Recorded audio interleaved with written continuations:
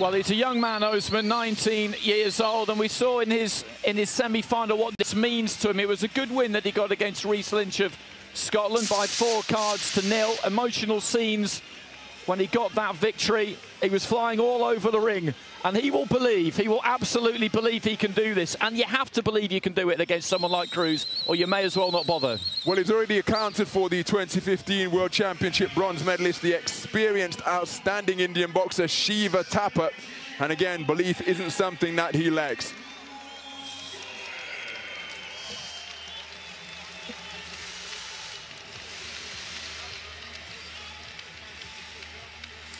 And here comes Cruz, just sauntering through that archway, a kind of regal look to the Cuban. There are certain fighters who, when you see them around the hotel, you can see the way that other fighters look at them. Cruz is one of those guys. So is Julio La Cruz, who we'll see a little bit later on. People point them out in the dining room. It's that kind of dynamic. And it's understandable because he's won absolutely everything that you could win over the last few years, and he just finds a way. He's beaten some very, very good fighters.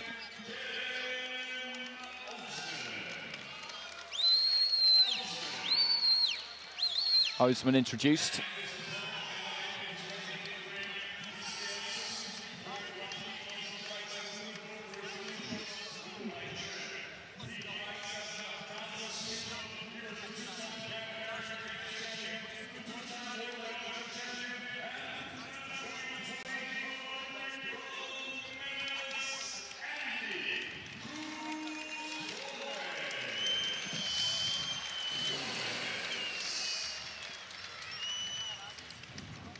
Cruz has been over in Ring B, wins against Jonathan Miniel. Nicolas de Jesus of Brazil, who boxed really well against him. For Sean Lee of the United States, again, who gave it his absolute best. Mijabilo Tursunov of Uzbekistan, and then Hovhannes Bachkov of Armenia. Now, if anyone was going to be able to bring the kind of educated pressure to bear on Cruz that people seem to have decided is the way to beat him, it would be Bachkov. But he just couldn't get it done. Cruz decided that he was going to stand there, fight what was supposed to be Bachkov's fight, and he beat him. So into the opening stages of round one. Cruz in the blue, Oezmen of Turkey in the red. Just caught his chin a little bit high there, Oezmen, by a lead left hand from Cruz. Nice right hand there from Oezmen. And another right hand. The first one was taken on the gloves. The second one landed clean. And I think that's very important for him, that he lands something early, gets that confidence up. If you find yourself missing in the early stages, hitting fresh air against an elusive target like this, then things can get a little bit dispiriting. But he's made a nice start here, the Turkish fighter, looking to try and keep that upper body on the move. Right hand into the pit of the stomach there of Cruz. A minute into round one, and encouraging stuff from the red corner so far. Looking for the big overhand right there, Oezmen. I don't think it really got through clean, and getting his feet close and letting his hands go. Looking for the jab, flicking it up from the waist. Cruz with the layback, finds the right hand to the chest there of Oezmen. Almost midway through this opening stanza. Jab from Cruz right to the body, turns southpaw very briefly. Looks for the jab upstairs. He's just beginning to get those hands working, Cruz. He can land a high number of scoring blows in a very short period of time. Once he begins to get that range locked on. Right hand there from Oezmen, I don't think got through. A couple to the body from Cruz, I think did. Just catches Oezmen backing up, then Oezmen steps in with that right hand and he lands it again. Hands down there from Cruz. A minute to go. He's landing some good, sleek, clean shots here, Oezmen. Nice stiff jab there from Cruz. First half of the round, I would say, belonged to the Turkish fighter. The second half, more even. Good right hand there off the ropes from Oezmen. A right hand had come through from Cruz, who looks for the jab again here. 30 seconds. A good finish from either one of these two could be enough. The 19-year-old in red has risen to the occasion here early on. A jab to the head, though, there just snaps his head back there, Oezmen. Keeping that upper body moving always on the retreat there, Oezmen. The left hand might just about have got there from Cruz. This has been an absolutely tremendous opening round. The work rate from both of them, the lateral movement, the reflexes. Top draw, great stuff. What an opening round, my goodness. Kerem Oezmen showing no fear of the talent, reputation or accomplishments of the man in red. Excuse me, of the man in blue. Came out looking for that backhand right from the opening bell. Cruz having to make adjustments, but he did begin to find a range with his jab. He's taken it on all 5 scorecards. And again, his movement, just as he looked as though he began to time the attacks of Oezmen, the deeper we got into the round, because the shots that were landing in the early part of the round for Oezmen weren't landing towards the end. Just being made to miss, but he certainly acquitted himself very well indeed. But now this is going to be a real test for Oezmen, because Cruz is so experienced, and at just 19 years of age. Remember, we were in Kielce in Poland where Oezmen was competing earlier this year.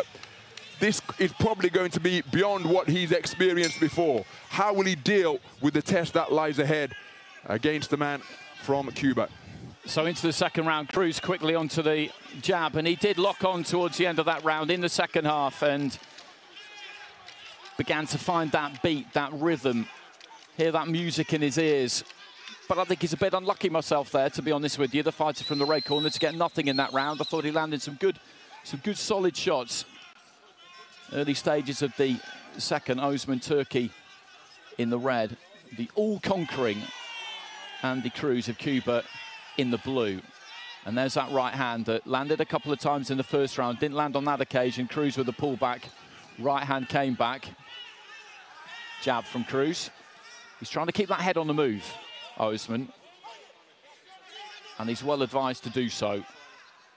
Fighting Cruz is one of the more difficult tasks that has presented itself to any AIBA boxer in recent years.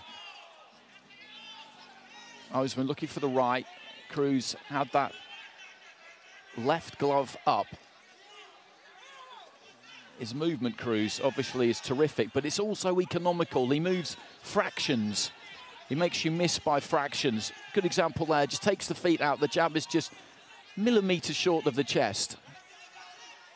So he doesn't waste anything, whether it's in a defensive sense or in an offensive sense. Again, just pulls back. That jab falls fractionally short. He comes back with a right hand to the body. So fighting him is a draining experience. Your concentration has to be absolutely on point all the way through. Physically, he makes you work relentlessly hard. Right hand to the body there from Cruz. Oezmen, it's going with him here. He's going with him as best he possibly can. But he's just coming off second best in these exchanges, heading into the final minutes of round 2. Cruz just turning around his man, and I think the battery is running down here a little bit for Oezmen. He's going to dig in and keep going, but for all the reasons that I just mentioned, for the 19-year-old, this is a step up in level, the kind of step up in level which not many people quite honestly get to experience. Heading into the final 30 seconds of round 2. Just short with that right hand. That landed a couple of times, and it's exactly what Ron was talking about between rounds. That landed a couple of times in the first half of the round. He got caught a little bit with it, Cruz, and it made us raise our eyebrows because you don't see that very often. But in the second round, or since the midway point of the first, he hasn't got hit with that again. Head down, just burrowing away to the body there, Cruz. And he's been in some real good contests in this tournament.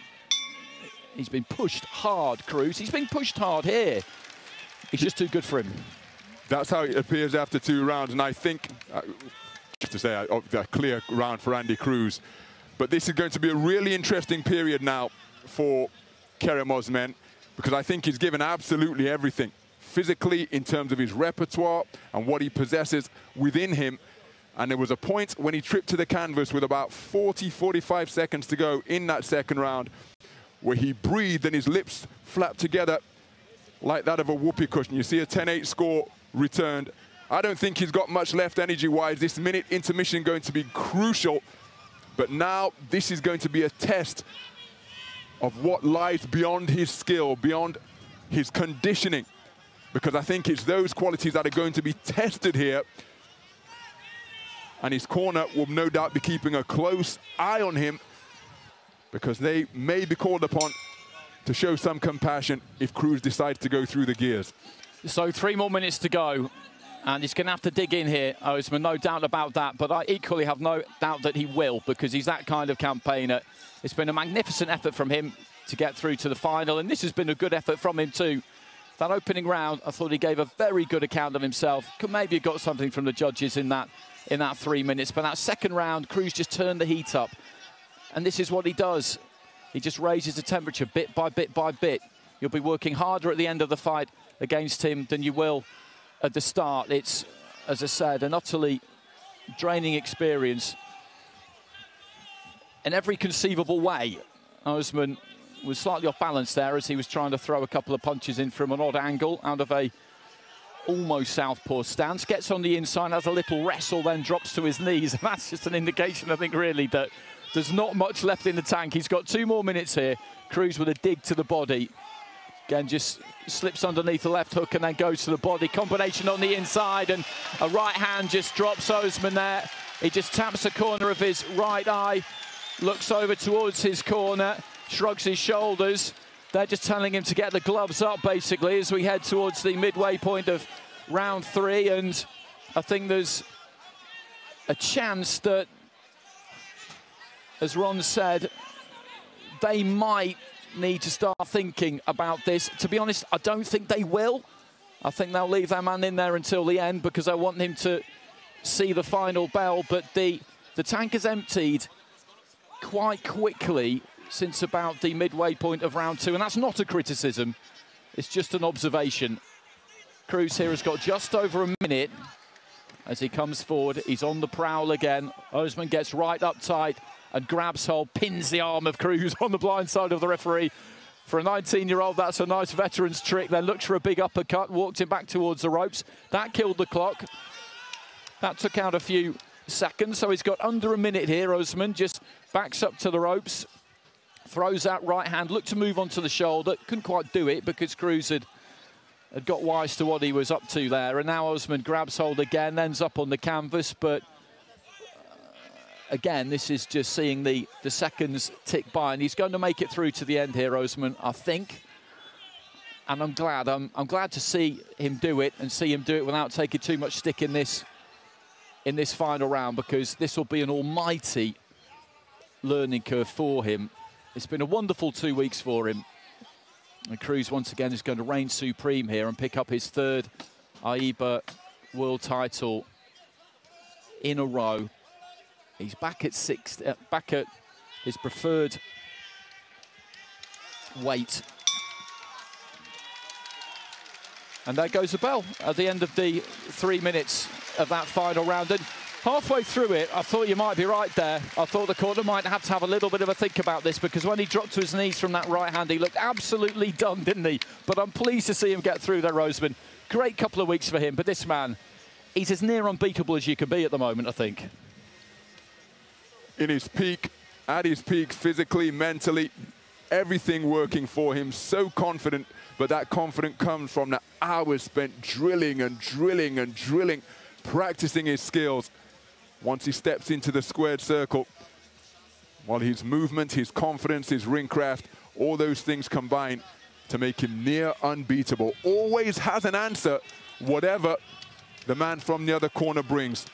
And Oezmen being applauded by his corner team. More on that in a moment as we get the verdict.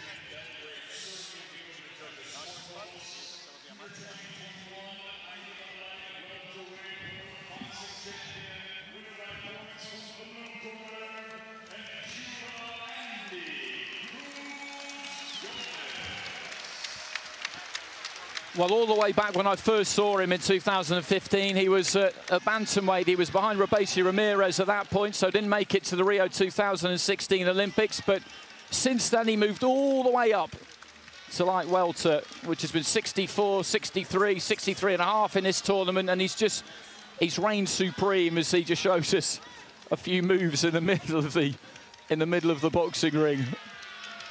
He's very well practiced at that, isn't he? Because he wins so many fights. It's no wonder he's good at it. And he's not bad at boxing either. A sensational series of performances from Andy Cruz. 3 World Championship gold medals in a row. Practically unbeatable on the international circuit. What a year it has been. Tokyo Olympic gold, besting Kershawn Davis, who returned to the 3-round code from the professional ranks, just as he did in Yekaterinburg 2 years ago. And here in Belgrade, well, Kerem Oezmen deserves immense credit, because that clipping right hand, he got back to his feet and showed a veteran's instincts along with superb competitiveness to get through the round. And I thought that was a very good survival job by Kerem Oezmen. That's not what he came in the ring to do, but he saw it out, he toughed it out. Andy Cruz, again, that signal saying it all. A hat-trick of World Championship gold medals. Knows far too much for Kerem Oezmen, but let's have it right. I think in Kerem Oezmen we've discovered a bit of a star, a hard-hitting, freewheeling, swaggering, effusive 19-year-old who is only going to get better if he follows the program laid out for him. That's what this man has done, and it served him tremendously well. 2 global titles in a year. Finished off by a bit of a moonwalk.